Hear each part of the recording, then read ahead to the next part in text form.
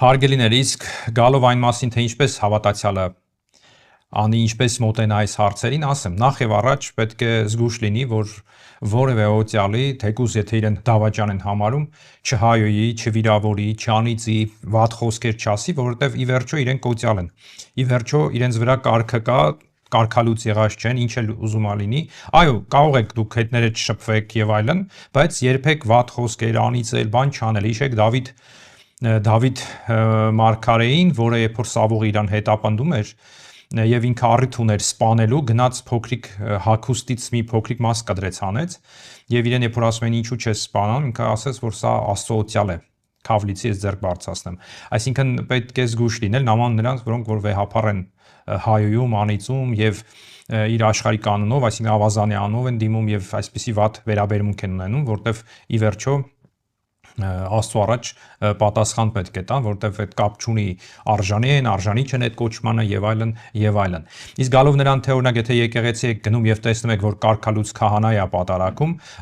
ձեզի խորհուրդ այդ պատարակին մի մնացեք, ոչ հայոյեք, ոչ մի բան, եթե պատահմամ գնացիք, ինչ արած մի դժգոհեք, մի տրտնջացեք, Աստծո կամքներ, որ չգիտեիք, գնացիք, եթե հնարավորություն կա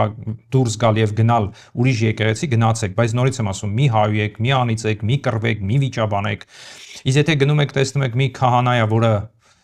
դավաճան է ըստ ձեզի, եթե հնարավորություն չունեք ուրիշ եկեղեցի գնալու, եթե բան, մասնակցեք պատարակի, որտեվ իրենց պատարակը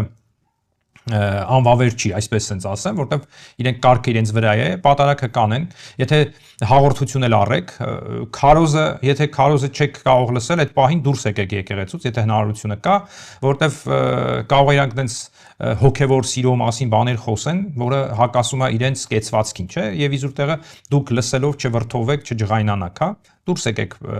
քարոզի ժամանակ եկեղեցուց, եթե որպեսզի այդքան էլ բան չլինի, պետք չկա գնալ երեսին ասել դու անամոթ, դու ով ես, դու ինչ ես, պետք չկա,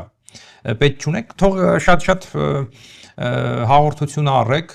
եւ դուրս ելեք գնացեք եկեղեցուց տուն առանց խղճահարության հանգիստ, որտեղ դուք եկել եք ոչ թե քահանայի մոտ, այլ եկել եք մեր Տիրոջ Հիսուս Քրիստոսի մոտ։ Բայց նորից եմ ասում, զգուշ եղեք, եթե որևէ տեղ հայել եք, անիծել եք այդ հոգեվորականներին, զղջացեք,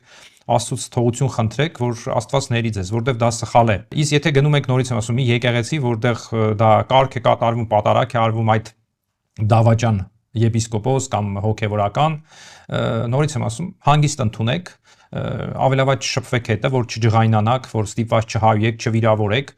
այսպես իմաստուն եղեք, աղոթքով լցվեք, աղոթեք, որ Աստված ների բոլորիս, ների այդ